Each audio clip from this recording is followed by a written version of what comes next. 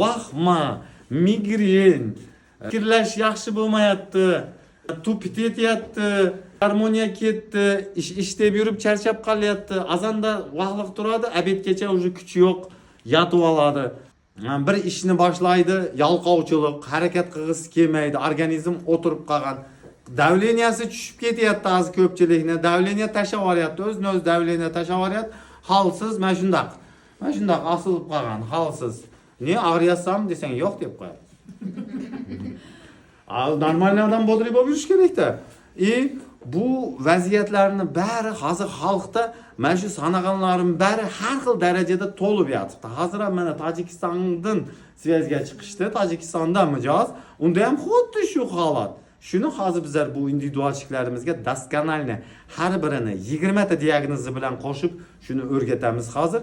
Inshaalloh mana shunaqa kasalliklar, mana shunaqa vaziyatlardan qutulaman deganlarga inshaalloh birinchi kuningdan effekt alasan, rezultat alasan, почувствовать etasan. Bizlarniki uhod qilding, 10 kundan keyin ketadi-yu, ketganidan keyin o'zi ashata yaxshi bo'lib ketadi demaymiz bizlar. Oxirga yetishga harakat qilamiz, diagnozni to'g'ri qo'yishga harakat qilamiz.